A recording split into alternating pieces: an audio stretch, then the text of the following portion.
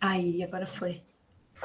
Bom, então, oficialmente, boa noite a todos, todas e todes. É um prazer recebê-los e recebê-las aqui. Esse é mais um, é o terceiro evento que a gente promove pelo projeto de extensão que nós chamamos de ETIT, que é a sigla para Entre o Teatro na Escola e a Escola no Teatro, Interações e Pedagogias Possíveis. É um projeto de extensão que acontece semanalmente, de forma presencial, na UEM, mas além dos nossos encontros presenciais, o projeto também prevê a realização de alguns eventos como este, justamente para pensar a intersecção entre escola e teatro. Então, este projeto, que é coordenado pelo professor Sidmar Gomes, que está aqui com a gente, e integrado por discentes como João Pedro, Charlie, Elana, Mara, Giovana, acho que... E... O que eu estou esquecendo? A Ju. Ju, exato. Falei todo mundo? Enfim. Então, a nossa convidada de hoje é a Estela Moreira, como vocês estão vendo aqui. Nós somos o curso de licenciatura em teatro da UEM, Universidade Estadual de Maringá, e a Estela é egressa desse curso. A Estela foi minha veterana. Então, não vou falar muito sobre a Estela, porque ela pode se apresentar, mas o que eu adianto, um spoilerzinho, é que ela tem uma trajetória muito bacana na área da arte-educação, da educação, do ensino de arte e teatro, na educação básica, e é sobre isso que ela vai falar um pouco com a gente hoje. Então, a pergunta que eu te lanço, Estela, para disparar a sua fala é: o teatro na escola tem vez? Fique à vontade, somos todos ouvidos. Boa noite, todo mundo, pessoal.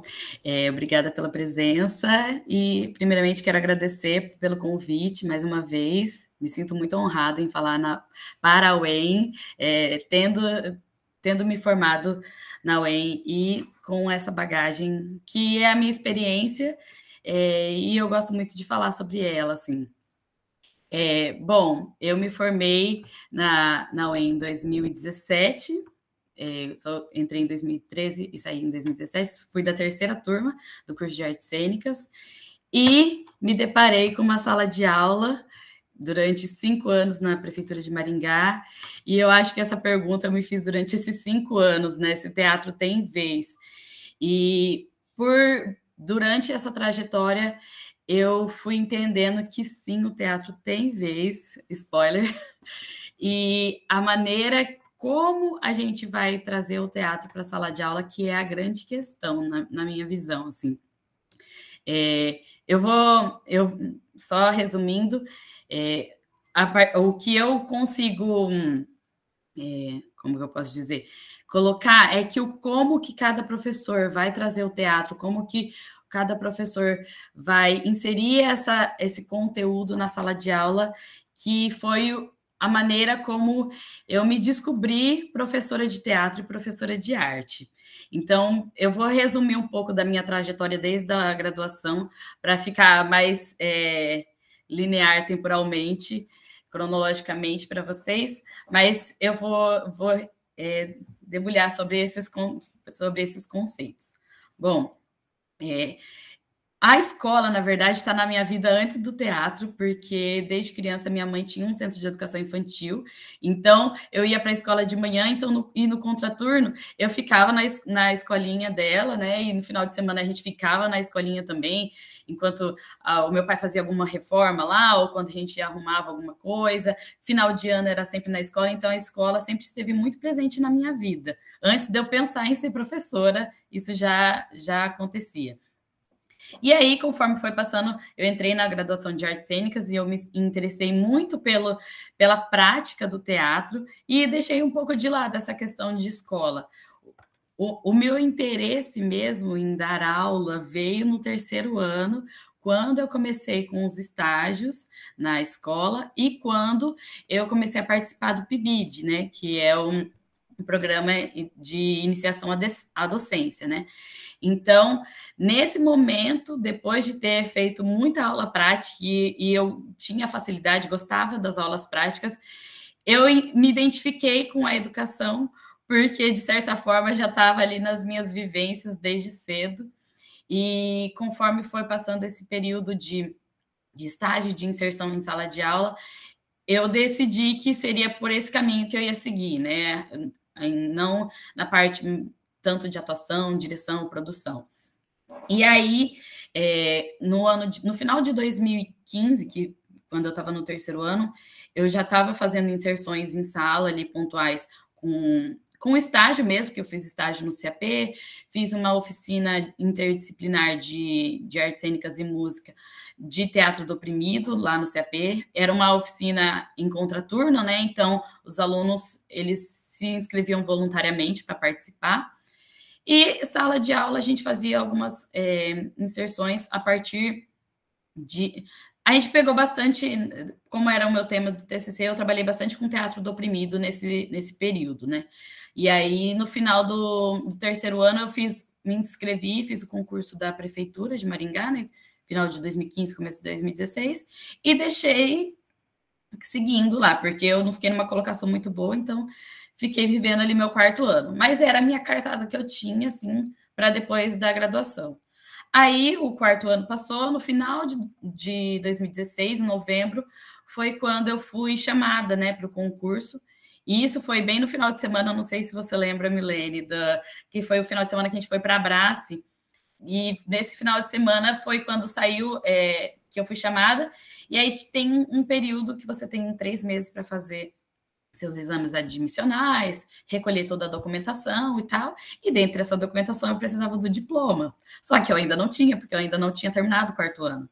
Então, eu fui atrás de tudo isso, e além de terminar um TCC, fazer estágio na comunidade, que era o que a gente estava fazendo na época, eu precisei adiantar a minha colação de grau, e aí tem toda aquela burocracia do DAA para você provar que você precisa adiantar a colação de grau e tudo mais, fechar todas as notas. Então, eu fui correndo com tudo isso. Em janeiro, eu fui a primeira a apresentar o TCC da turma, porque eu precisava da nota e fechar tudo. E aí, no dia 26 de janeiro, foi quando eu colei grau, saí da colação de grau, foi bem pequena, fui na Center Cópias, tirei uma cópia do diploma e levei na prefeitura, e dia 27 saiu minha nomeação já. Aí, no dia 13 de fevereiro, 2 semanas depois, eu já comecei a trabalhar na prefeitura, e assim, parece que eu caí de paraquedas numa escola, porque eu não fazia ideia do que eu precisava fazer. Porque por mais que eu tive muita experiência com PIBID, eu trabalhei bastante com 6º ano, 8º ano, 9º ano. Teve uma experiência que um professor nosso levou a gente num primeiro ano, e eu lembro que eu e a minha dupla de estágio, a gente fez alguns jogos teatrais com os alunos, mas foi assim, um completo caos. E meses depois eu entrei na prefeitura e eu me deparei com aquela cena novamente. Eu tentei fazer os mesmos exercícios da maneira como eu imaginava, mas foi assim desastroso, porque eu não tinha domínio de turma, eu não sabia a rotina que os alunos precisavam ter, e eu fui com as minhas aulas de teatro a partir do que eu sabia da graduação. Então eu tentei colocar aquele formato dentro da escola e foi muito difícil, muito desafiador fazer com que aquilo acontecesse de uma maneira orgânica, de uma maneira que gerasse um aprendizado para os alunos. Até que, nesse primeiro dia, a supervisora me chamou depois do intervalo, porque a gente precisa levar as crianças para o refeitório, e ela falou, Estela, senta aqui, me colocou na sala dos professores, me deu um planejamento, e foi me falando o que eu precisava fazer, porque eu não tinha a menor ideia. Falou, olha, você precisa colocar nome nos cadernos das crianças, você precisa fazer uma abertura do caderno, colocar caderno de arte, você precisa fazer margem para eles, ensinar isso, tal. E eu não tinha, a minha referência disso era de quando eu estava na escola, né? E na graduação, o que eu ensinei, o que eu aprendi foi como ensinar teatro. E a aula de arte, ela vai para outros lugares, né? Tem as artes visuais, tem a música, tem a dança, e tem a interdisciplinaridade que você pode trabalhar ali com algumas, com artes integradas, né? E eu não tinha a menor ideia de como fazer isso. Então, esse primeiro ano, ele foi muito desafiador no sentido de que eu tentava fazer as aulas que eu sabia da graduação, de afastar todas as carteiras, porque a gente faz aula prática sem móveis no espaço, né? Só no chão, descalço. E tem criança que não gosta de tirar o calçado, tem criança que a hora que afasta tudo começa a fazer lutinha no meio da sala, e aí pede para sair e não volta, e indisciplina e tudo mais. E eu tive que lidar com esse descontrole dentro da sala para entender como que eu faria isso. Por isso que eu digo sempre o como, porque não é que eu deixei de fazer teatro, mas só que a maneira como eu fazia, ela foi se adaptando. Tanto a minha necessidade ali enquanto professora, de acordo com a realidade da turma, da idade dos alunos, da maturidade deles. Então, tudo isso foi acontecendo aos poucos, né? Então, esse primeiro ano, além disso, tem a questão da avaliação, né? Que eu chegava no conselho de classe, eu não sabia o que eu precisava olhar dos alunos para avaliá-los no conselho de classe e falar se aquele aluno ele estava se desenvolvendo, se aquele aluno ele tinha necessidades para outras maneiras de ensinar. Então, até esse período do conselho de classe, eu era muito perdida, e eu via as professoras falando, porque tal aluno tem dificuldade em tal coisa, e aí chegava a professora de educação física, tal aluno, eu vejo que em tal exercício ele não consegue fazer, mas tal exercício sim. E eu não tinha os exercícios-chave, assim, para poder falar, esse aluno consegue fazer essa coisa, essa aluna consegue fazer dessa outra maneira, por mais que ela não participe aqui, ela consegue de outra forma. Então, conhecer os meus alunos também foi um desafio que eu fui conquistando com o tempo. Mesmo decorar o nome, saber escrever o nome deles, tudo isso são coisas minuciosas, assim, que é a prática de sala de aula que foi me dando, né? Então, querendo ou não, é que eu sempre falo que eu não acredito em dom, eu acredito em prática. A gente vai praticar e com a prática a gente aprende a ser professor, a gente aprende como avaliar, aprende todos esses detalhes de rotina. Eu, muitas vezes também, eu começava um exercício e aí os alunos enjoavam. Aí eu não tinha uma carta na manga. Aí, como que eu administrava esse tempo para que desse uma aula com começo, meio e fim, para que chegasse 3 horas da tarde, fosse a hora de levar todo mundo para o refeitório e eu conseguir concluir uma aula completa, como que eu segmentava o conteúdo dessa maneira. Então, todo esse começo, ele foi para organizar isso, tanto nos cadernos, porque tem uma exigência ali de registro dos alunos, como também me organizar mentalmente e como que eu poderia avaliar cada aluno na sua individualidade, na sua subjetividade e no coletivo também, né? Porque tem todo esse... Tem tudo isso para a gente fazer dentro da sala. E, assim, por mais que o horário dos menores sejam, tipo, da 1 até as 3, depois das 3 às 5, né, que é o horário que eu trabalhava, você tem 2 horas por semana com aquela turma e que você precisa entregar um conteúdo, você precisa receber deles o que eles aprenderam, como que eles reagem a esse conteúdo. E tem conteúdos que eles gostam, tem conteúdos que eles não se interessam, tem também a questão da repetição, eles às vezes não gostam quando a gente repete um exercício, até quando é parecido. Professora, você já fez isso. Eu já fiz, não sei na onde. E aí, essas questões levantadas, você tem que ser muito criativa para criar e contornar a situação, né? Então, a partir de todo esse início, conforme os anos foram passando, eu comecei como que eu posso dizer?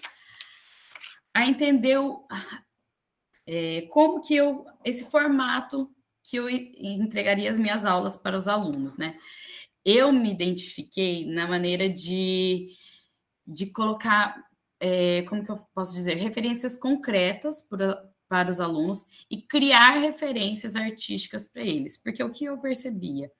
O primeiro ano, muitas vezes, quando os alunos vêm do CMEI, né, da educação infantil, eles nunca tiveram uma aula de arte na vida. Então, o dia que eu me toquei, eu falei, gente, essa é a primeira aula de arte da vida dessa criança e eu tô proporcionando isso. Isso é muito, é muito importante, né, na vida deles. Então, as minhas primeiras semanas de aula sempre elas eram de acordo com qual era a referência que eles tinham sobre arte, o que eles conheciam sobre teatro, o que eles conheciam sobre música, sobre dança.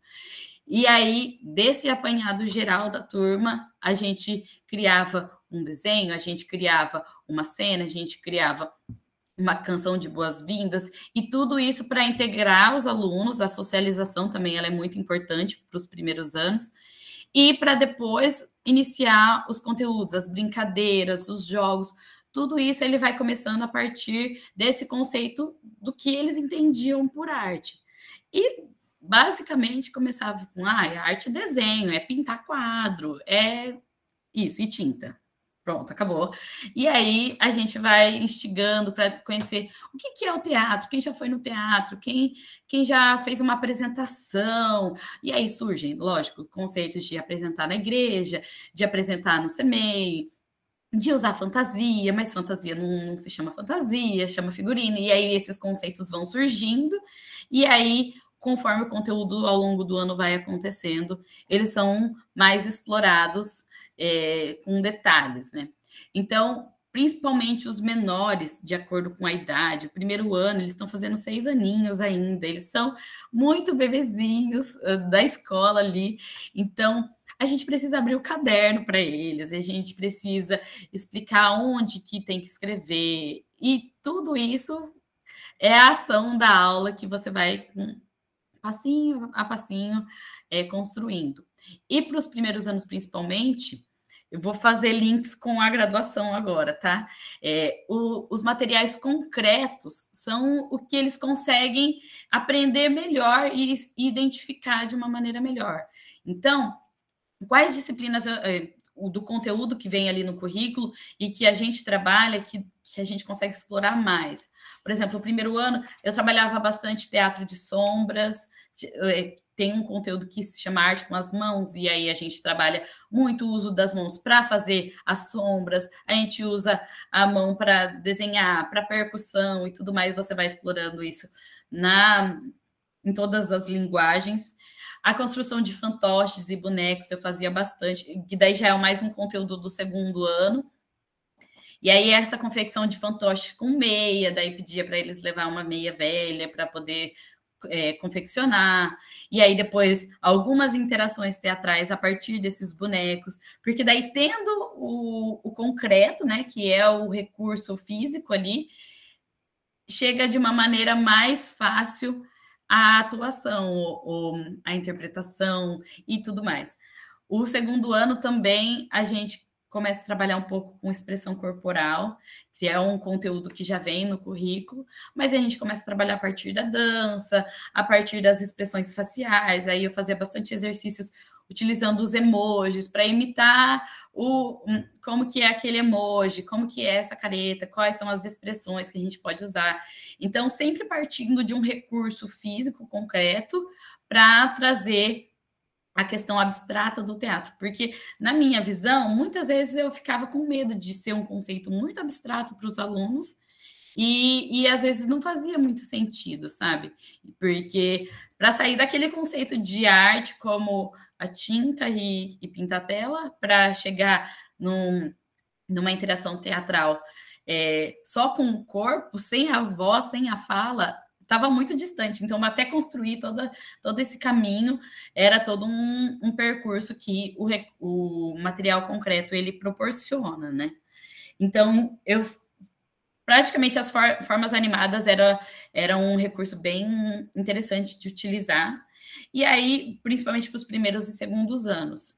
E no primeiro e no segundo ano não existe avaliação com nota, ele é um parecer descritivo que você faz sobre o aluno, e aí você coloca se ele consegue contar uma história inteira, se ele consegue se expressar a partir dos conceitos que a gente utiliza, se ele consegue fazer as atividades manuais da parte mais das artes visuais e tudo mais, e a participação dele em sala. E o que a gente percebe nessas aulas, que a questão da vergonha, a questão da exposição, a indisciplina, elas ficam muito evidentes, porque tem aquele aluno que ele não vai querer participar de jeito nenhum, se você implorar, ele não vai, e é até perigoso a gente causar algum trauma querendo expor esse aluno contra a vontade dele, mas ao mesmo tempo tem aquela criança que ela tem uma facilidade que você fala, gente, eu fiz 4 anos de artes cênicas para ser desbancada por essa criança, de tanto que é desenvolta, que fala e que se expressa, e é muito legal de ver como isso já consegue aparecer nesses momentos, assim. E aí, quando chega no conselho de classe, aquela professora que fala assim, nossa, mas a fulana é muito bagunceira, ela não para quieta, não sei o quê. Aí eu chegava, gente, mas vocês já viram como essa menina atua? Quando ela vai falar na frente, ela trouxe a apresentação do trabalho. Nossa, teve uma aluna que, eu tô pensando nela nesse momento, que era para falar sobre um estilo musical, isso era no 4º ano já, porque eu dei aula para ela do 2º até o 5º ano, e ela pegou, fez um cartaz explicando sobre o pagode, porque a mãe dela amava pagode. E aí ela falava, porque é a nossa música preferida, porque eu limpo a casa escutando essa música. E assim, ela era a primeira a apresentar, porque ela tinha muita vontade. E isso aparecia na hora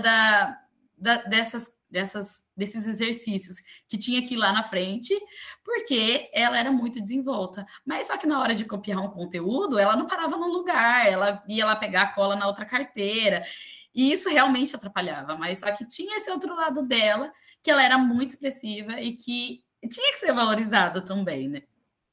Mas, enfim, tudo isso a gente vai percebendo com esse olhar, quanto mais a gente treina esse olhar para olhar para o aluno de uma maneira diferente, além do sabe fazer, não sabe fazer, é bonzinho, é bagunceiro, se a gente se desprender um pouco disso, a gente consegue perceber essas outras nuances da personalidade de cada um e tudo mais. E, continuando nessa trajetória das idades, o 3º ano, ele já é um ano que a gente começa a avaliar com nota, mas só que é uma idade também que os alunos eles conseguem abstrair alguns conceitos assim de imaginação e que dá para trabalhar bastante com instalação artística, dá para trabalhar bastante com a expressão corporal, utilizando alguns recursos físicos, mas você consegue explorar de outras maneiras.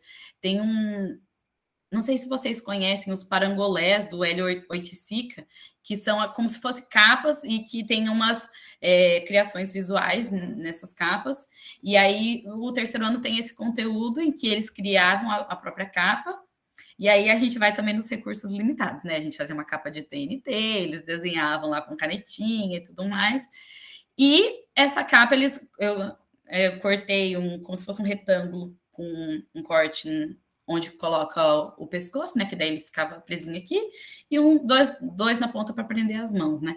E aí a gente ia para o pátio para explorar plano baixo, plano médio, plano alto, andar conduzindo com o nariz, andar conduzindo com a perna, e aí a gente vai criando, e daí nessas atividades também dá para a gente explorar outros espaços da escola. Ai, só um minuto. Então, nessa idade dos alunos, eles já estão com 8 anos, dá para a gente trabalhar bastante com questões mais subjetivas, mas ainda utilizando alguns recursos físicos para chegar nesses conceitos. Um conteúdo do 3º ano também, que é o conteúdo de circo. No final do ano passado, eu fiz assim, um mês inteiro só de circo com eles, que a gente estudou a história do circo, aí fizemos exercícios de malabarismo, tem uns truques de mágica que às vezes vem no livro didático, fizemos a construção do palhaço, e aí todo o meu ano de técnicas circenses foi usado para dar essas aulas. E como o circo tem toda essa questão da infância, e era bem acho que foi em outubro esse conteúdo, a gente trabalhou tudo isso, ainda era a época do Dia das Crianças, aí cada um construiu o seu palhaço, a gente fez uma construção de personagem a partir do palhaço, e aí eles escolhiam o figurino, escolheram como ia ser a personalidade desse palhaço, como que seria o nome do palhaço. E aí teve o dia que eles foram vestidos de palhaço para a escola. E assim, quando você acha que não vai dar em nada, acontecem as coisas. E eu cheguei um dia na escola, fui de palhaça também, mas assim, sabe, quando você não tá botando muita fé. E as crianças estavam, assim, extraordinárias, de fofinhas, com figurino, e todos, assim, empolgadíssimos. E até teve um professor que tinha entrado na escola no dia, que ele tem um palhaço, eu não me lembro o nome dele, mas eu trabalhei com ele pouquíssimo, e ele falou assim, eu tenho uma perna de pau lá no carro, vocês não querem que eu faça uma apresentação? E ele tinha uns recursos também. Aí chamou todo o terceiro, quarto, quinto ano para assistir a apresentação dele. E foi assim, virou um evento, o que era um conteúdo assim, só da sala, sabe? Então, quando a gente se dispõe, às vezes, a ir além só do caderno, das atividades de sala, algumas coisas vão acontecendo também.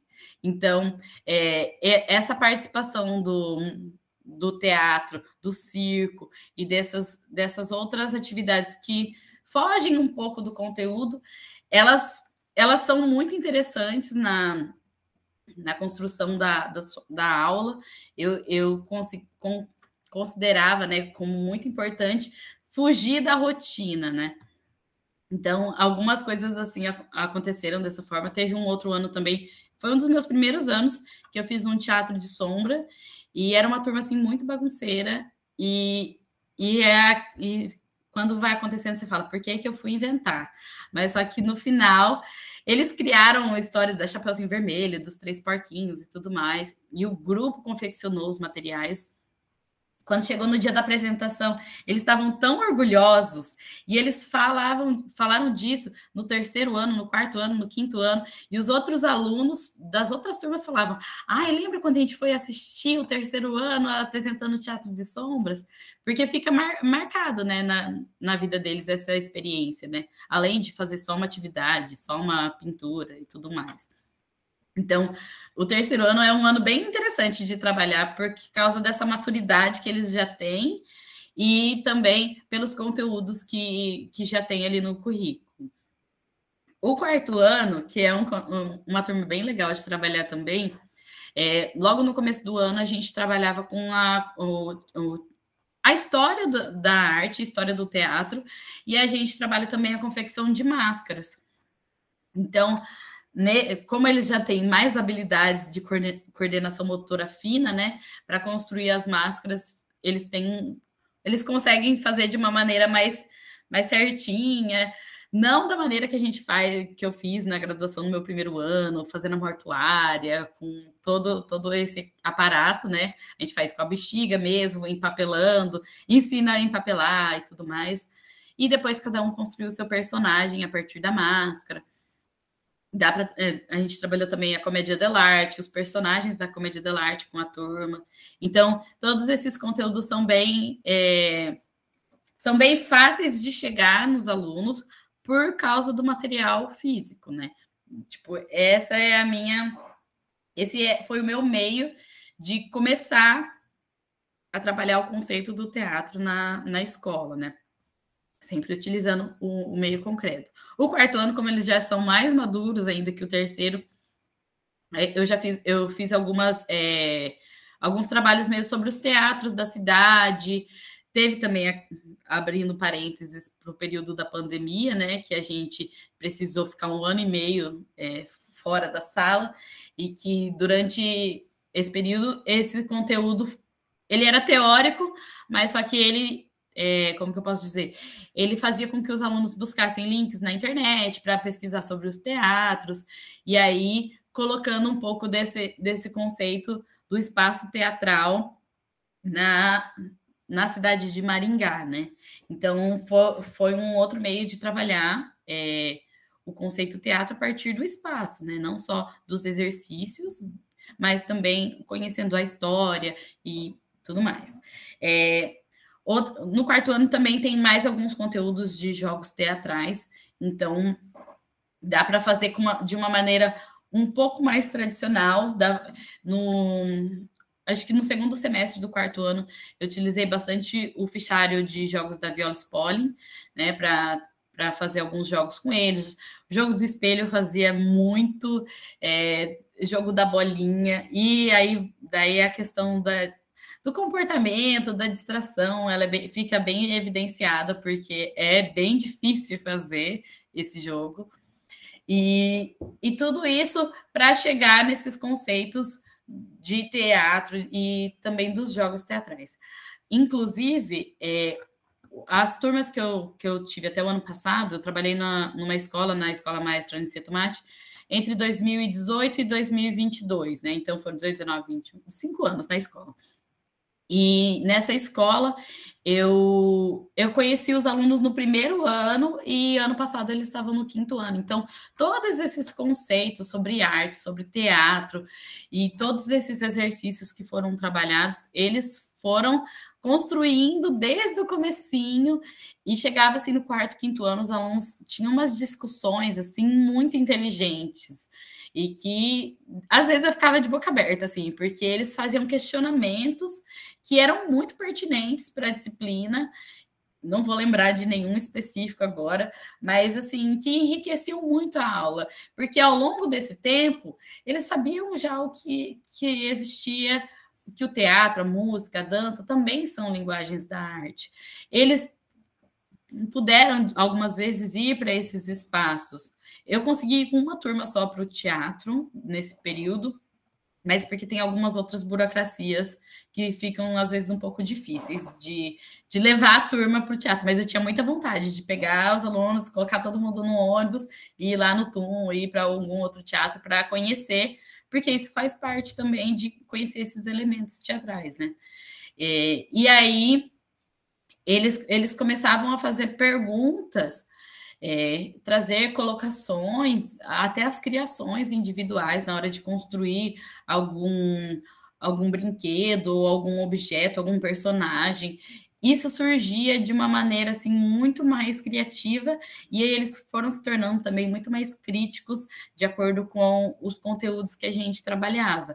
Então, essa construção do conceito de teatro, do conceito de arte, ela vai aos poucos. É um trabalho que você não vai ver de imediato, né? Você fala um dia na aula, na outra semana se pergunta, alguns esqueceram, mas isso vai sendo construído ao longo dos anos, né? Então, quando chega no quinto ano já é um conteúdo bem voltado para a tecnologia. O teatro em si, ele vai ficar mais ali. A gente está estudando cinema, mas tá um pouco do teatro também. E aí, como ele fica mais nesse campo, as discussões vão mais para essa parte, né? Esses outros conteúdos que eu fiz links mais com a graduação, eles eram mais específicos. Mas todos esses anos assim de trabalho com os alunos, a maneira do como eu consegui fazer isso foi muito de acordo com estabelecer esse vínculo entre a referência teórica, a referência que os alunos têm da vida deles e novas referências em sala, né? Então, a criação, ela partia depois dessa construção de conceito e de trabalhar isso de uma maneira coletiva, individual, enfim. Então, uma coisa que eu queria pontuar, quando a gente fala assim, o teatro tem vez, por um tempo, eu tinha um receio de me dizer, eu sou professora de teatro ou eu sou professora de arte? Mas eu sou formada em teatro. Mas eu dou aula de arte. E quando eu trabalhava com conteúdos que não eram da minha formação, quando eu dava uma aula sobre cores primárias, quando eu dava uma aula sobre estilos musicais, ou falava sobre dança, eu ficava me sentindo, será que eu estou traindo a minha formação? Será que eu estou sendo menos professora de teatro? Será que eu deveria dar mais aula prática de teatro e menos aula de arte? Será que eu deveria jogar esse planejamento para trás e fazer só a aula no chão, mandar os alunos irem de preto para a aula e fazer uma aula completamente tradicional?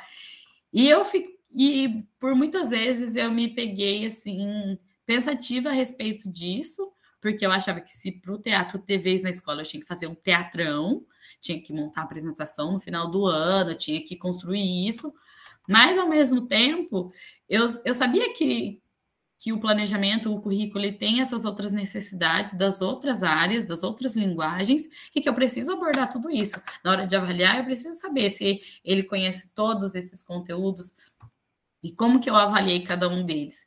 Então, a minha conclusão, assim, que essa linha tênue, assim, a linha muito tênue de eu dizer aonde que eu tô, e eu tentava ficar o mais no meio possível para poder proporcionar aulas de arte de uma maneira completa para os meus alunos, para falar de todas as linguagens da arte, porque eles me pediam quando que eu ia dar aula com tinta, eles não estavam nem aí para as outras coisas, eles queriam mexer com tinta, mas também para criar esse conceito de que não é só a tinta faz parte, a gente vai utilizar em algum momento, mas existem outras experiências artísticas que precisam ser vivenciadas em sala e, na medida do possível, eu ia casando uma coisa com a outra.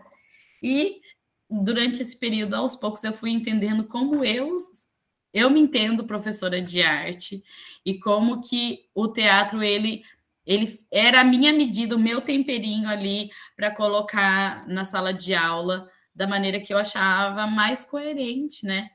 Para a idade, para a realidade dos alunos e para as necessidades da turma, do currículo, e equilibrar todos esses pratos ao mesmo tempo. Então, acredito que seja isso um pouco do meu relato. Eu espero que tenha trazido informações importantes. Caso precise acrescentar alguma coisa, podemos falar. Maravilha, Estela, muito obrigada pelo seu relato. Eu fui tomando nota aqui de várias coisas que você mencionou, talvez possam surtir alguns comentários posteriormente, mas agora eu vou passar a palavra para Charlie, porque ele vai fazer uma pergunta e a partir disso, depois, a gente pode abrir para a pergunta das pessoas presentes, se alguém quiser fazer alguma colocação ou alguma pergunta para a Estela. Tudo bem? Charlie. Oiê, boa noite. Olá. Estela, eu gostaria de saber se a partir das suas experiências na educação básica, você considera possível ensinar teatro sem ser pela perspectiva instrumental, mesmo que em processos interdisciplinares. Olha, eu acredito que dá sim para ensinar teatro por outras perspectivas. Muitas vezes, às vezes, assim, na sala dos professores, giram algumas... e você que é de arte, será que a gente não pode fazer uma atividade? Porque eu estou trabalhando tal literatura com os meus alunos. Sempre vem uma professora regente, assim, seduzindo, porque você que é de arte. Começa assim, você que é de arte. E eu acredito que dá, sim, para a gente fazer muita coisa, até esse conteúdo que eu mencionei sobre o circo. Eu fiz um link com a professora de educação física das turmas que eu estava trabalhando, porque ela estava estudando algumas técnicas circenses com os alunos, e foi muito legal que a gente conseguiu fazer esse link, sabe? De arte e educação física, às vezes acontecia alguns links entre arte e inglês, alguns links entre arte e língua portuguesa. Então, dependendo do conteúdo que a gente trabalhava, de acordo com a disponibilidade também de outros professores, né? Porque não é todo mundo que tem muito interesse em fazer essa interação, né? Então, dependendo de como se dava o contexto ali, dava para fazer mais coisas, sim. Eu, particularmente, não fazia muita apresentação teatral na escola, né? Não era muito... Eu não era muito do conceito de ficar criando só para apresentar, né? As minhas aulas, elas estavam muito mais no processo ali do conteúdo, da criação daquele conteúdo do que de criar uma apresentação para a escola, né? Porque se você entrar numa escola em 2023, você vai lembrar de quando você estudava lá em 2005, que as apresentações são as mesmas, as músicas são as mesmas, as dancinhas são as mesmas, e acredito que não era por ali que eu queria muito entrar. Dá para fazer coisas diferentes? Com certeza. Mas só que essa parte de ensinar teatro por outros meios, eu iria mais nesse caminho de interdisciplinaridade, de trabalhar com professora regente ou de trabalhar com outro professor de área, né? Acho que deu para responder. Acredito que seja dessa forma, na minha visão. Deu. Né? Deu. Bacana, obrigada, Estela. Eu queria fazer uma pergunta antes de passar a palavra para as outras pessoas. Eu não lembro mais o que eu falei nessa apresentação. Talvez eu tenha me esquecido de dizer que você atuou na prefeitura, deu aula na prefeitura, isso. E agora você está na Austrália. Por isso que o nosso dia está tão escuro e o dela tão claro. Para ela já é de manhã, ela já está no dia 11. Sim, exatamente. Ok, Edna? Eu trabalhei na prefeitura até dia 4 de novembro do ano passado. Daí, dia 7, eu tive que exonerar, porque eu tentei pedir uma licença sem remuneração para poder vir, mas não foi liberada. E aí, agora, estou aqui aprendendo inglês ainda, estudando minhas prepositions. E em breve quero ingressar na área da educação aqui, mas ainda estou no comecinho dessa jornada, né? Mas trouxe todos os meus diplomas, todas as minhas documentações bem bonitinhas debaixo do braço, para que, se for possível, eu quero trabalhar muito aqui. E aqui tem... A escola é um pouco diferente, o conceito, assim, das escolas que a gente está habituado no Brasil, mas ainda quero conhecer mais a fundo para falar sobre. Ok, mas tem uma questão, Estela, que me intriga, porque você participou da confecção do atual currículo municipal, né? Uhum. Eu queria que você falasse um pouco sobre essa experiência, como se deu esse processo, se você sentiu que, por ser da área de teatro, foi possível pensar numa uma proposta mais equilibrada entre as linguagens artísticas, não sei, algo nesse sentido. Sim. A confecção do currículo foi no final de 2019, se eu não estou enganada. Nós, entre a disciplina de arte, né, o pessoal da área de arte, nós nos dividimos assim em 6 grupos, né? Eu não fiquei exatamente no teatro, né? A gente participou da confecção do currículo na área da arte, mas aí, não sei se vocês conhecem o Thiago Marques e o Leandro, eles que participaram da parte do teatro. O Thiago agora ele é até coordenador, né, de arte lá na Secretaria de Educação. Era meu chefinho. E aí eu fiquei, na verdade, na parte de artesanato, né? Porque na divisão, como eu dava aula no período integral também, aí nesse período eu fiquei um pouco na parte de artesanato. Mas, eu esqueci de mencionar isso. Na prefeitura tem tanto as aulas do período... esqueci o nome. A aula de arte lá com a professora regente, inglês, arte e educação física, e os alunos que ficam no integral, eles têm aula de música, de artesanato, tem aula de atletismo e outras oficinas. E aí eu ministrei algumas aulas de artesanato e de música nesse período também. Então, como eu tinha a turma do integral e eu tinha esse link com essa outra área, no contraturno. Então, os alunos, eles iam de manhã para a escola, faziam as aulas do currículo, as comuns, eu esqueci o nome mesmo. E os que ficavam no período integral, eles almoçavam na escola, dormiam ali uma meia hora, e aí o período da tarde, eles tinham as oficinas, né? Tinha oficina de língua portuguesa, oficina de matemática, jogos, brincadeiras, e as de arte eram as de artesanato e de música. E aí eu ministrei essas 2 oficinas. Então, por isso, nesse período aí, em 2019, eu tinha uma turma e eu participei um pouco do artesanato. E falando um pouco assim, sobre a formação as formações que os professores tinham, né? Como a grande maioria eram professores de artes visuais, as nossas formações complementares da Secretaria de Educação, elas eram bastante voltadas para a música, para o teatro, então a gente teve algumas formações com profissionais do teatro lá, para a gente poder ter algumas referências a mais para trabalhar com os alunos e tudo mais. Então, o que eu percebi, assim, dessa formação e também da confecção do currículo, é que como tinham, por um tempo, foi só eu, o Leandro e o Thiago, que eram os professores formados em teatro, né? Pelo menos uns 2, 3 anos. Aí entraram mais alguns professores licenciados em teatro mesmo no corpo docente. Mas como a gente era uma minoria ali, as pessoas davam bastante valor para o que a gente tinha a contribuir, e as pessoas tinham muito interesse em estudar e fazer formações sobre teatro para poder agregar nos conteúdos de sala de aula. Porque, querendo ou não, exatamente, o Leandro e o Thiago, eles são da primeira turma de artes cênicas. E o Leandro, eles entraram no mesmo concurso que eu. Então, a gente entrou bem juntinho. E aí, esses professores que eram das outras áreas, a maioria era artes visuais, tinha assim uns 5, 6 de música e nós 3 do teatro no começo.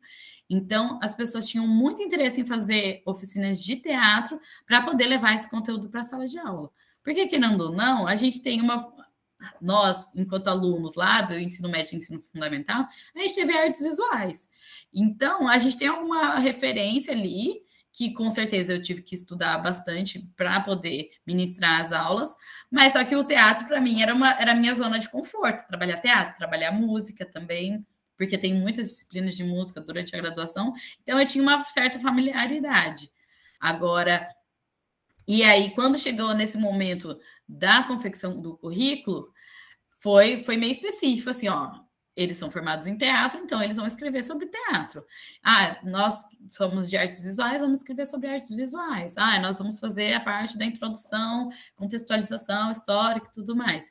Então, a gente dividiu dessa maneira na hora de escrever o currículo, e eu acredito que foi um trabalho, assim, costurado em boas mãos, assim, que ele ficou bem redondinho, assim, podemos dizer. Bacana, obrigada, Estela. Cid, você gostaria de fazer alguma colocação ou pergunta? Eu acho que a gente pode abrir para o público, Mi. Aí, por fim, eu venho, sem nada. Ok. Então, pessoal, gostaria de saber se alguém tem alguma pergunta. Se quiser, pode se manifestar pelo chat ou pode abrir o microfone. Fiquem à vontade.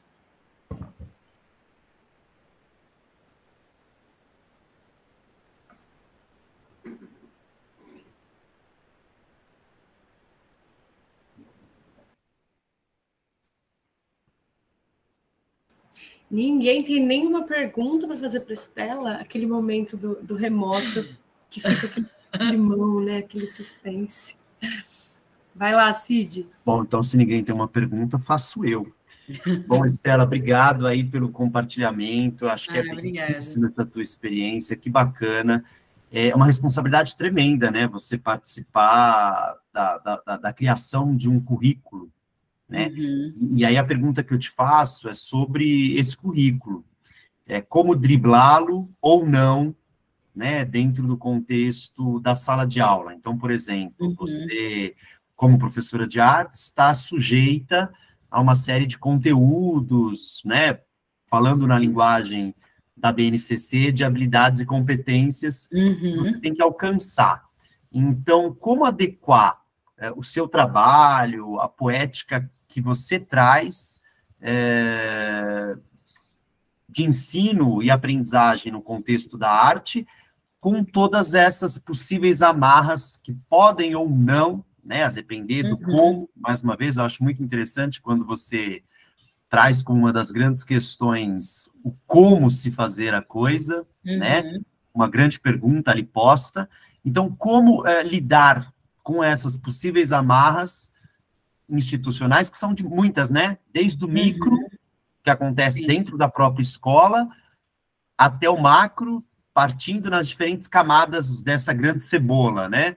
Então, o currículo da Secretaria Municipal de Maringá, que, de certa forma, dialoga com as diretrizes curriculares estaduais, que dialoga com a BNCC e assim por diante, né? Como lidar com todas essas possíveis amarras sem que você perca aquilo que você acredita e que, de fato, pode ser um caminho interessante para o ensino e aprendizagem no campo das artes? Sim. Você mencionou a BNCC e, ultimamente, os livros didáticos, eles já vêm bem seguindo todos os requisitos lá, todos os componentes que a BNCC traz. Então, todo o conteúdo ali, ele vai conduzido por esse caminho, né? Até eu sinto, assim, que a escrita do currículo, ele vai bem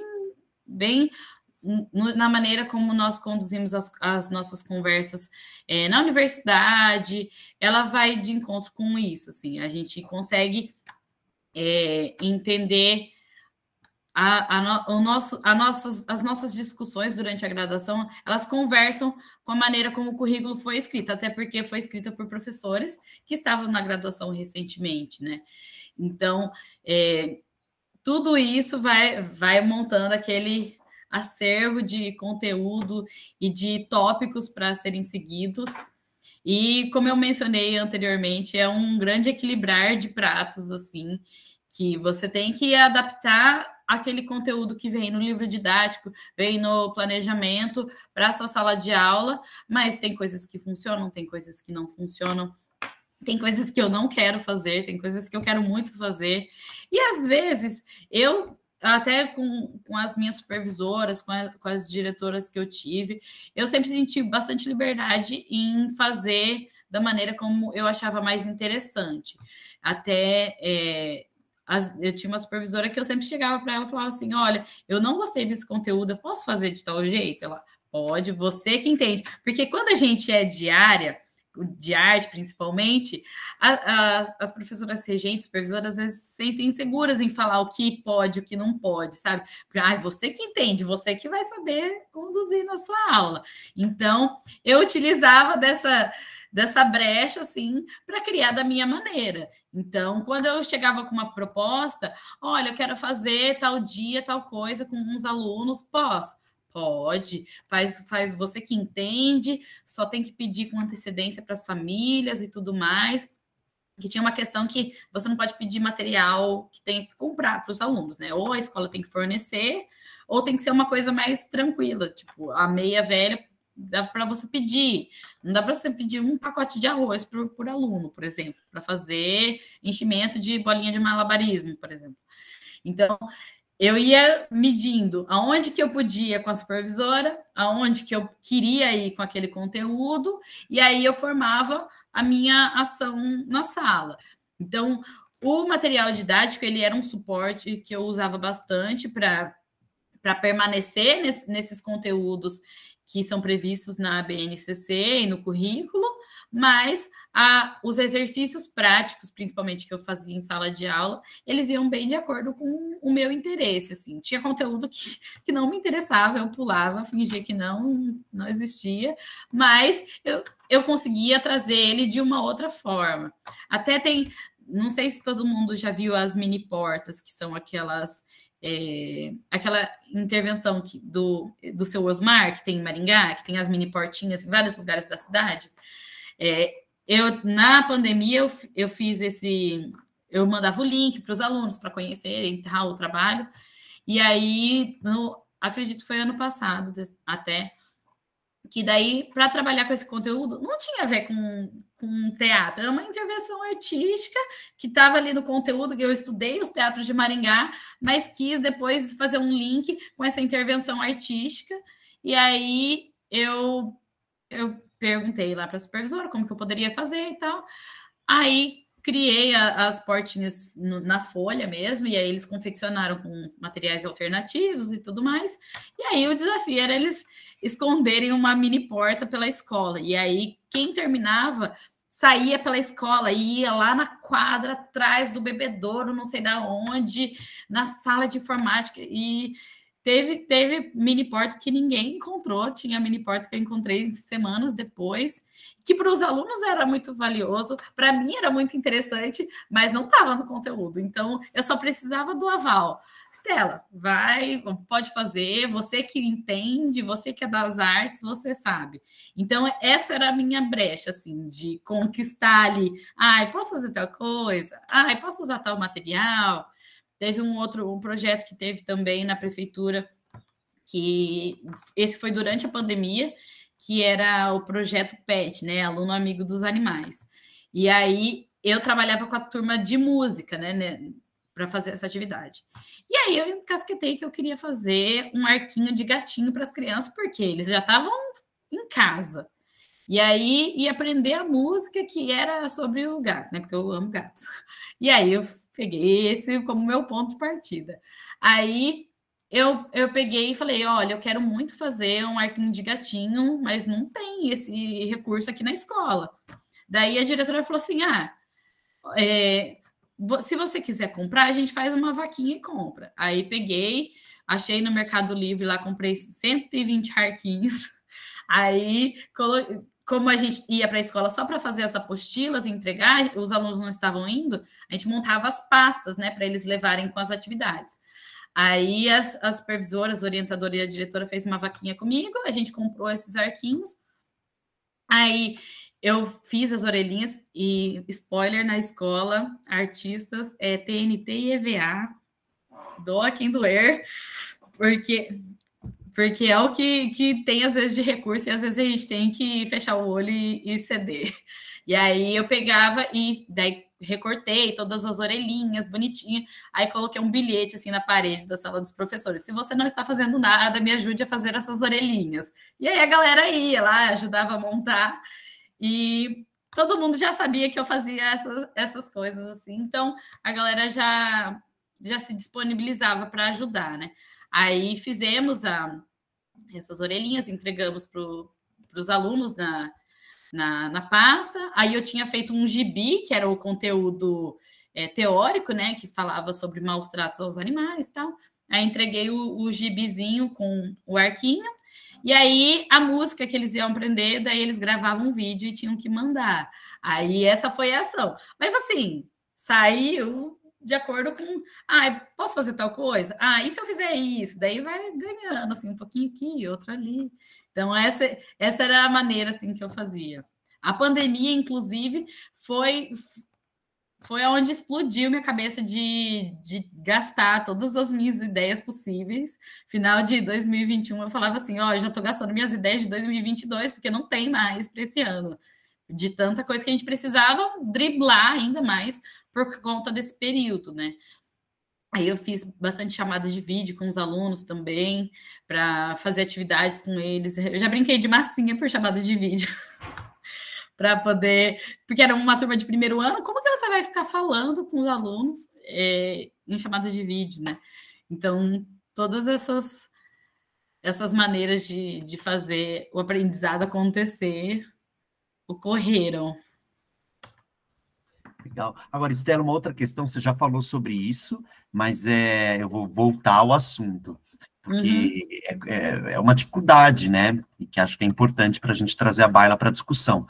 Você é formada licenciatura em teatro, mas você era professora de artes. E os seus relatos evidenciam muito isso, que você traz ideias bastante criativas para além do campo da linguagem teatral. Sim. Mas como é que você faz para lidar com isso, né? Como é que você faz para correr atrás desse conhecimento, por exemplo, das outras linguagens artísticas que você não teve ao longo do seu percurso da formação em artes cênicas, né? Dos conteúdos relativos às artes visuais, à música, à dança, porque tem essa questão, né? A gente houve essa conquista das licenciaturas específicas, mas parece que no campo da escola, no campo da escola, essas conquistas ainda não se concretizaram. Quando você chega na escola, você continua sendo exigido do professor e da professora de artes uma postura polivalente. Então, a gente tem um descompasso muito grande aí, né? Porque Na formação, você é especialista na linguagem teatral, mas na tua prática docente vai ser exigido que você seja polivalente. E como se resolve isso? Essa assim, era o meu maior dilema, assim, e eu sempre tive muito medo de trair a minha formação e pisar em ovos nas outras formações, porque eu não sou formada em artes visuais e eu dava aula de artes visuais, e se eu cometesse algum equívoco, assim, grotesco com os alunos, se eu ensinasse algo na área da música que fosse errôneo, e eu sempre tive esse medo. E aí, muitas das formações de professores que a gente tinha ia por esse caminho, né, de apresentar um pouco das outras linguagens para os professores, né? Eu tenho um pouco das minhas vivências pessoais que eu utilizava para isso, né? Às vezes o meu medo era de ser leiga demais para ministrar aulas nas outras linguagens, né? E muita conversa com muitos professores. Sempre quando a gente trabalha numa escola grande, assim, tem mais de um professor de arte, a gente fica trocando figurinha. Então, dia de hora atividade era, ai, amiga, como que você faz tal coisa? Como que você planeja tal aula? Eu quero dar aula de teatro, mas eu tenho insegurança. Daí a gente conversava sobre teatro. Ah, eu quero falar sobre tal conteúdo de artes visuais, mas eu não sei muito bem. Você pode me passar algum conteúdo que você sabe e tudo mais? Então, essa troca de ideias entre os professores, ela sempre foi muito valiosa. Até durante as formações, a gente chegava e só ficava falando de escola, de atividade que fez. Tinha alguns momentos nessas formações para isso também, né, para trocar ideia. Então, é um pouco disso, assim, a gente utiliza da nossa facilidade, no meu caso, o teatro, para fazer essas aulas mais conceituais e explorar bastante esse conteúdo, mas, ao mesmo tempo, eu precisava estudar mais sobre artes visuais, estudar sobre música, estudar sobre dança, para poder proporcionar um conteúdo que não fosse, assim, completamente equivocado, sabe? Porque, às vezes, uma das coisas que aconteciam também, e isso tem se tornado cada vez mais raro, era que quando algum professor de arte faltava, entrava um professor regente para dar uma aula no lugar, só para cobrir a pessoa que não estava. E aí era aquela atividade de pintar o desenho, só isso. Não ia muito além disso, e lia uma história e tinha que desenhar a história. Então, o meu medo era entrar nisso, né? Eu fazia de tudo para não chegar nesse ponto, mas dá essa insegurança mesmo de eu trabalhar um conteúdo sobre música. Lógico, eu não trabalhava conteúdos assim muito específicos de uma aula formal numa escola de música. Eu dava aulas de musicalização infantil a partir dos conteúdos que eu aprendi nas disciplinas de música e ritmo, todas essas questões que eu tinha da graduação e que eu usava ao meu favor ali para trabalhar. Mas essa questão, assim, que sempre ficava me martelando, sabe?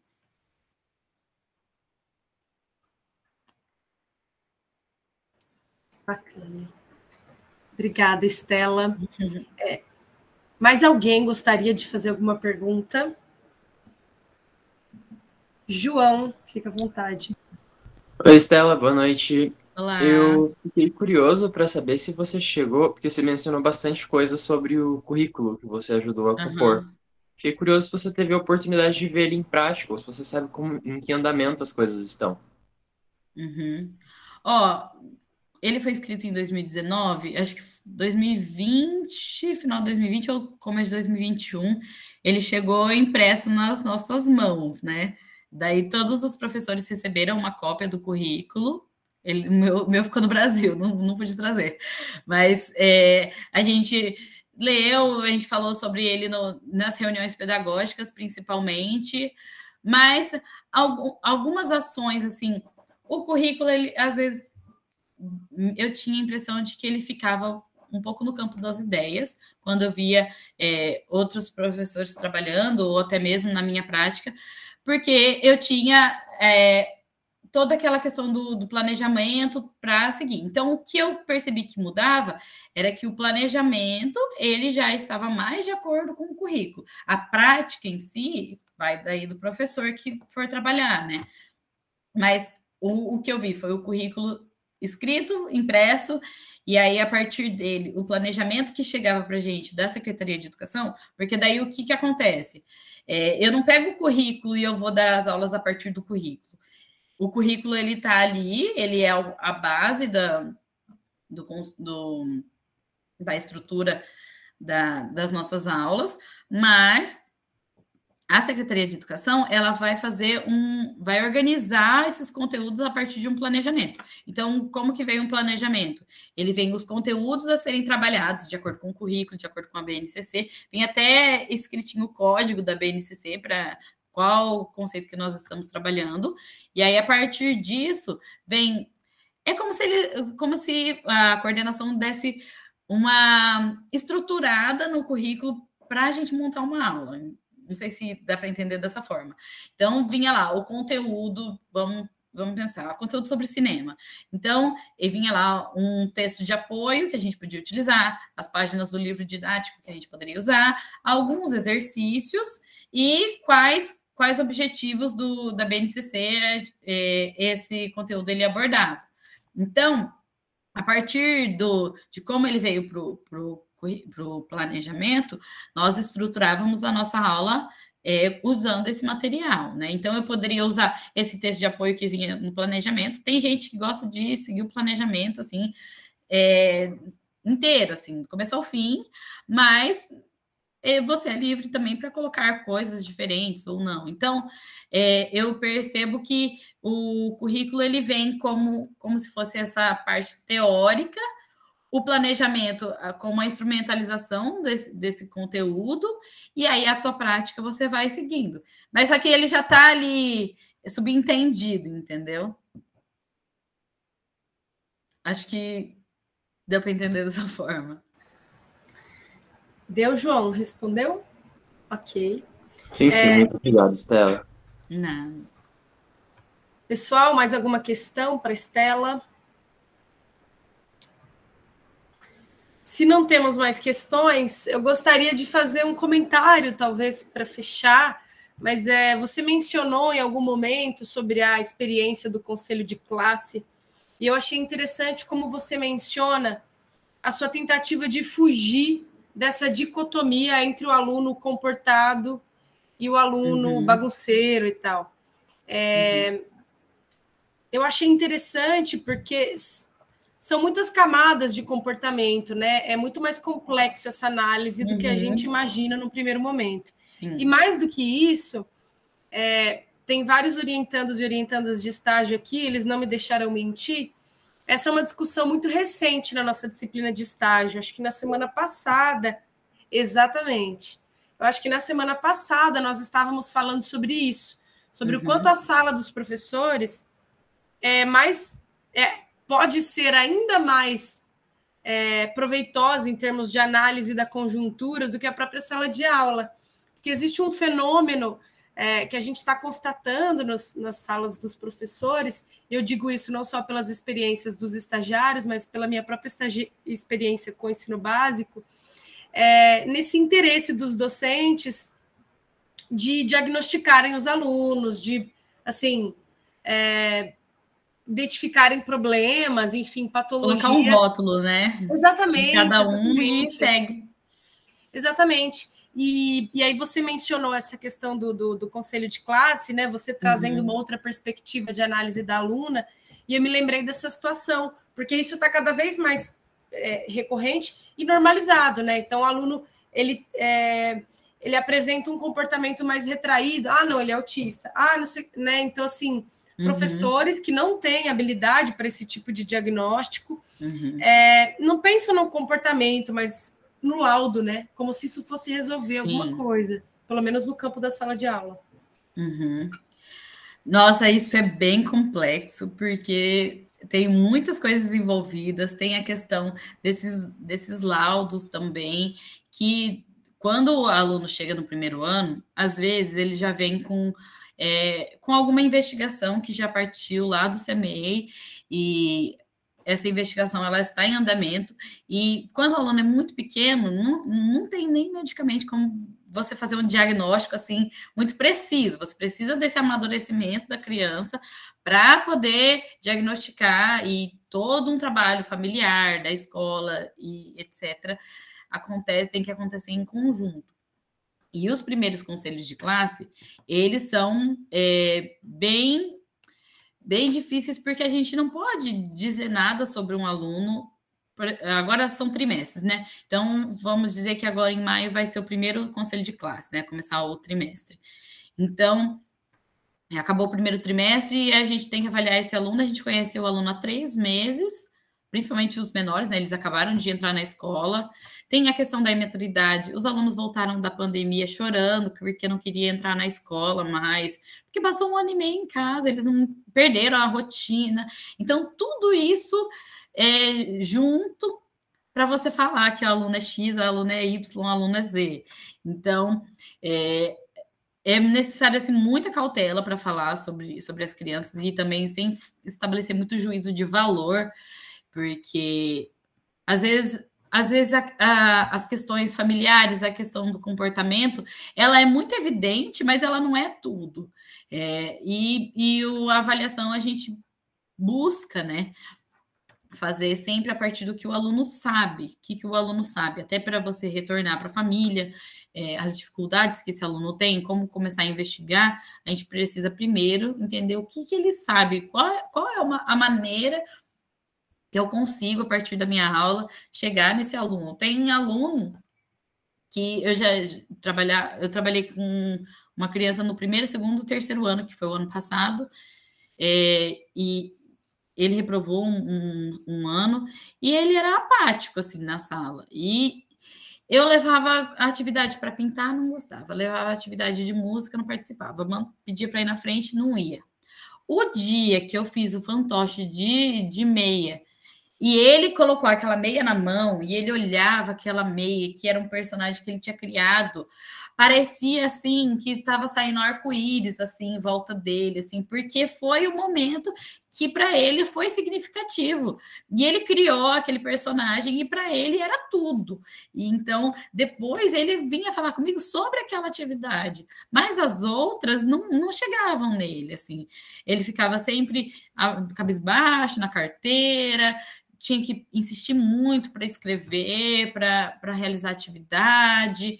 Sabe, assim, foi muito difícil de chegar nessa criança, mas um exercício valeu o ano, porque foi um ano inteiro de trabalho, e naquele finalzinho ele correspondeu a uma atividade. Então, aquilo ali tem que valer, sabe, no conselho de classe. Não dá para excluir isso, de acordo com todo o histórico da criança. Uma coisa deu certo, então como que a gente valoriza isso na criança? E principalmente nos primeiros anos, como você não tem nota, você não coloca um número para isso, você tem que se atentar aos detalhes, né? No que a criança consegue fazer, como ela se expressa, as cores que ela utiliza. Se ela perde o material, essa autonomia que a criança tem em sala de aula, tudo isso é muito importante na hora de avaliar, e essas conquistas que a gente vai construindo, né, ao longo do tempo. Principalmente os primeiros anos. No começo, eu detestei trabalhar com os menores, porque era muito difícil, precisava abrir o caderno. Eu estou falando abrir o caderno mesmo, porque senão eles escreviam de ponta cabeça.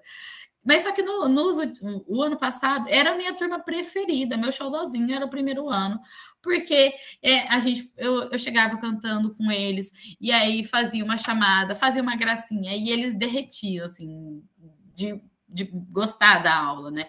Então, eu conseguia fazer muitas coisas com eles, muitas práticas, e variar nisso, porque um aluno se destacava, mas na outra, aquele aluno ficava com vergonha, e tinha um outro que não gostava muito e participava daquela lá.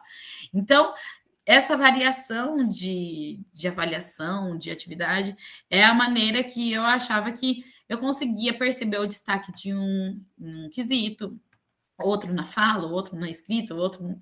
Enfim, tem muitas maneiras de cada aluno ser o destaque, sabe? E isso é muito interessante. Até as professoras pediam, a supervisora pedia para a gente falar quem eram os alunos de destaque da turma. E às vezes eu levantava o nome de alguns alunos e falava assim, nossa, mas fulano, mas ninguém falou dele. Eu falei assim, mas, nossa, mas se você vê essa criança fazendo tal coisa... Eu tinha um aluno ano passado, que eu dei aula para ele no primeiro ano em uma escola. Ele era assim... terrível, muito bagunceiro, indisciplinado, ele não ficava nem com a sandália, ele saía correndo na frente da turma, e aí os outros queriam imitar ele. E aí teve toda uma questão de trabalhar com medicação com ele, e tem muita criança que toma medicação na escola, isso é bem sério. E aí eu encontrei ele novamente no quarto ano, porque ele mudou de escola e eu trabalhava na outra escola também.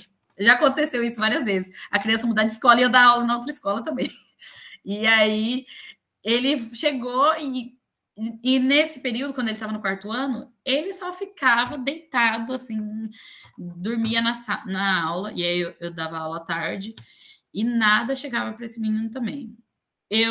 Se ele levava o caderno para casa, ele não trazia de volta. Tinha que implorar para ele copiar o conteúdo, tinha que falar com o pai o tempo todo. Hoje ele não fez tal coisa, hoje ele não fez tal coisa.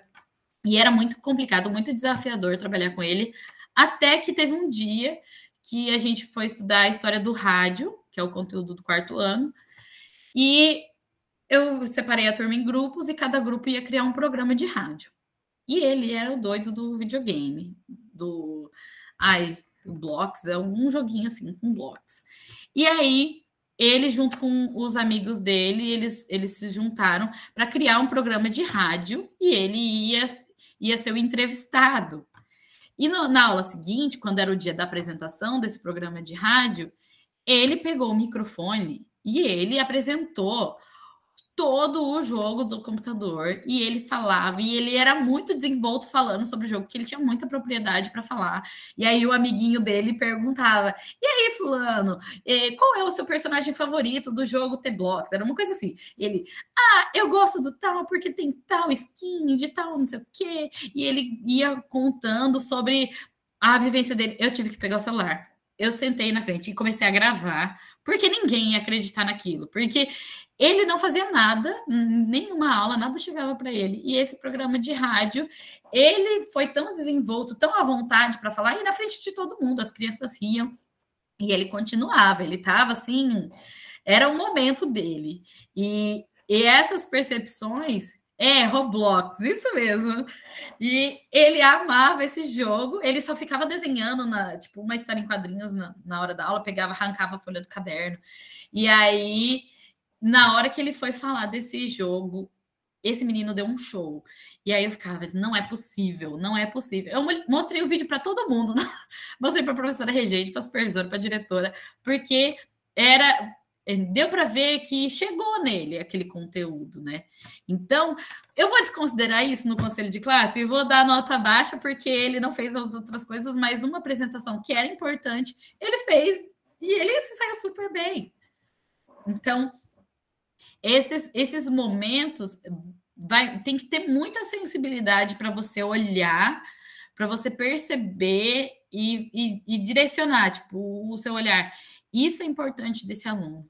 Isso é importante daquele aluno. Então, a avaliação, ela não pode ser só a nota da prova, ela não pode ser só o aluno fofinho, comportadinho, que te traz bombom.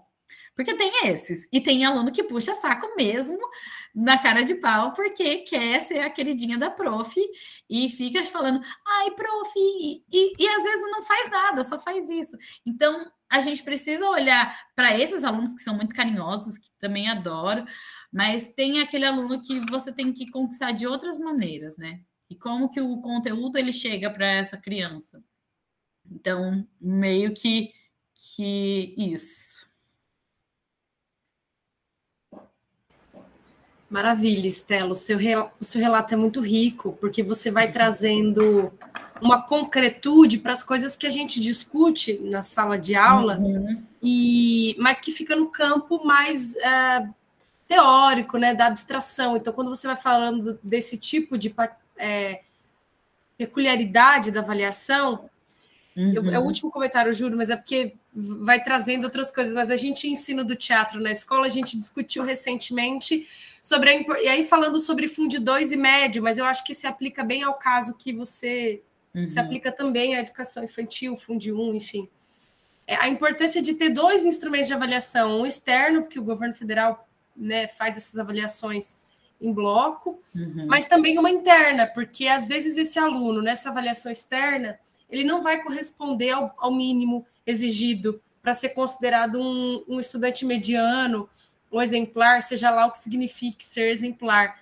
Mas, considerando o histórico e a caminhada desse aluno, ele teve uma evolução, ele teve um ganho muito significativo, mas que essa avaliação fechada talvez não identifique. Então, você dizendo isso, né, do aluno que não foi apático o ano inteiro, mas em um exercício ele se encontrou e se viu contemplado. Isso é muito bonito, né? E existe o oposto também, e a pandemia foi o caso total disso. A gente recebia muita atividade que os pais faziam pelos alunos, e era assim, desesperador, porque eu pegava, era letra de adulto, e você via tudo certo, mas não era a criança que fez. E dá um trabalho montar todo esse conteúdo e tal. E até tinha um menino que a gente ficava, gente, mas será que é ele que está fazendo? Porque ele era muito indisciplinado na sala. Chegou na pandemia, as atividades dele vinham impecáveis. E era a letra dele, o conteúdo dele. E quando ele voltou, agosto de 2021, que voltaram as aulas presenciais, aí a gente viu, era ele mesmo, ele era muito inteligente, ele estava aprendendo mesmo, mas ele continuava muito indisciplinado, isso não mudou.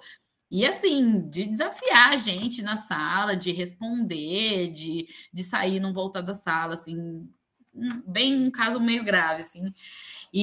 Mas aqui dava até essas provas, Prova Brasil, a MEF, essas provas mais estaduais, nacionais, ele gabaritava. Daí você fica, como assim? Porque tinha os que a mãe fazia atividade, mas era ele mesmo que fazia, porque a madrasta fazia ele fazer, e aí a hora que chegava nas provas, ele ia super bem, ele gabaritava as provas, mas na sala ele provocava as outras crianças, ele desafiava, ele não queria fazer, ele ficava bagunçando, enfim. Tem tudo isso. E aí você vai dar uma nota baixa porque o fulaninho é bagunceiro? Não tem como.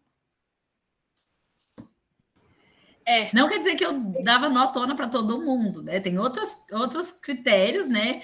Que ele não correspondia ou que outros correspondiam de outras maneiras e que tudo isso vai equilibrando a nota de cada um, né? Mas só para deixar entendível que não é porque ele era só inteligente, nota 10, não sei que lá, nota 0. Tem todos os parâmetros para a gente poder avaliar, né?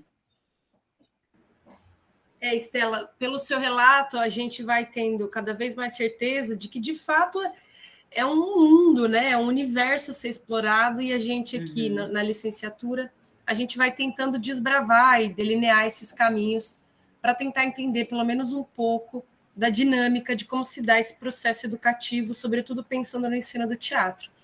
Então, nesse sentido, eu queria te agradecer novamente, agradecer as pessoas presentes por estarem aqui até agora. Acho que foi uma conversa muito importante, significativa, espero que esteja suscitando aí reflexões, pelo menos no meu imaginário tem muita coisa pululando aqui.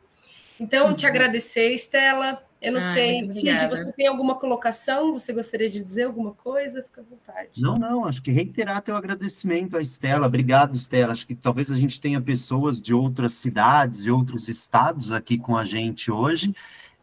A Estela trouxe um panorama bastante concreto, né, do ensino de arte no município de Maringá, mas certamente muitas das problemáticas levantadas, das questões trazidas à tona, elas estão presentes em outros municípios também, em outros estados e assim por diante. Então, obrigado por essa partilha, Estela, obrigado mesmo. Muito obrigada pelo convite. Estou disponível se alguém quiser tirar alguma dúvida mais específica também, pode entrar comigo, em contato comigo, a gente pode conversar mais a respeito. E é isso. É isso, boa noite, pessoal, bom descanso. Estela, bom dia para você. Boa noite para vocês, dormem bem. Muito obrigada. Tchau, pessoal, um abraço. Tchau, gente, até mais. Até. Tchau.